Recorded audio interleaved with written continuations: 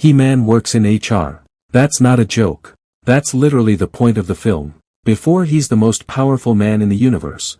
Before the muscles, the sword, the transformation, Adam is a guy who spent years on Earth resolving workplace conflicts. And somehow, this movie uses that detail to say more about masculinity than the original cartoon ever even tried to. Most people noticed the action. Almost nobody noticed the argument underneath it. Welcome back to Movizo, where we find the layer nobody talks about. Today we're diving into Masters of the Universe, the 2026 Amazon MGM film that critics actually liked, which honestly surprised pretty much everyone, including probably the studio itself. And the weird part? The reason this movie works has almost nothing to do with Nicholas Galitzine looking like he walked straight out of an 80s fantasy poster. I mean, that definitely helped. But that's not why the film lands. Let's break down what this movie is actually trying to say. Here's the thing about Masters of the Universe that I don't think most people caught on first watch. This isn't secretly a story about becoming strong. It's a story questioning what strength is even supposed to mean in the first place. And the film keeps making that argument through basically every major character, not just Adam. Because this might be the only superhero origin story where the hero's defining trait is that he tries to talk first. Not fight first. Talk first. Look at Adam's arc from the beginning. He's introduced as the weakest kid in his class. Sent to Earth not as some hidden warrior in disguise, but genuinely because nobody expected much from him. And on Earth, he doesn't become a soldier. Or an athlete. Or some hypermasculine action hero. He works in HR.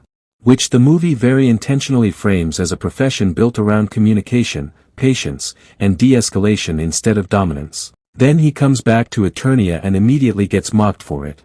He's not intimidating enough. Not strong enough. Doesn't look like the guy people expected. And then comes the final confrontation with Skeletor.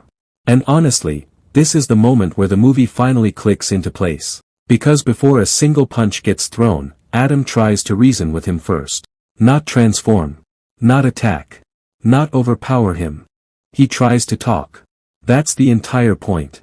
He-Man, literally the most physically powerful character in the story, still chooses words as his first option. And the fact that Skeletor refuses and forces the violence. That's what makes him the villain. Not Adam's hesitation. Now look at Man-at-Arms running parallel to this. After losing to Trap Jaw, he completely falls apart. Starts drinking. Isolates himself. Because his entire sense of worth was built around being physically capable. The second that identity cracks, he has nothing left. And his redemption arc isn't actually about becoming stronger again. It's about becoming a better father to Teela. That's the payoff. His value shifts away from what he can do, to who he can be for someone else. Two completely different characters. Same core argument. And honestly, this is why Masters of the Universe got better reviews than almost anybody expected. Because the original He-Man cartoon, as fun as it was basically built to sell toys. Even the creators admitted that. The stories were simple. The lessons were basic. And the fantasy was all about pure physical power. The 2026 film keeps that fantasy alive. He-Man is still huge. The action still goes hard. The final battle absolutely delivers. But underneath all of that, the movie keeps pushing a different idea, that strength isn't just violence. That worth isn't tied to dominance. And that someone can be powerful without making aggression their entire identity. And the smart part is, the movie never stops to lecture you about it. It just lets the characters embody the idea naturally. Which honestly makes the message hit way harder. And I think that's exactly why the post-credit scenes matter more than people realize. The Orko scene. That's mostly fan service. A fun callback to the original show. Evil-Lyn recovering Skeletor's skull. Expected sequel setup. But the Shi'ar reveal is the one that's actually important. Because Princess Adora, Adam's missing twin sister, isn't mentioned once during the main story. And yet the director already confirmed she's supposed to become a huge part of the franchise moving forward. And once you connect that to Adam's arc, the setup becomes way more interesting. Adam spends the entire movie learning that his value isn't tied to being the strongest man. Then the sequel is potentially introducing a sister with her own power, her own identity, and her own journey entirely separate from him. Which means this franchise might actually be moving away from the idea of one legendary man standing above everyone else. And towards something bigger. A family.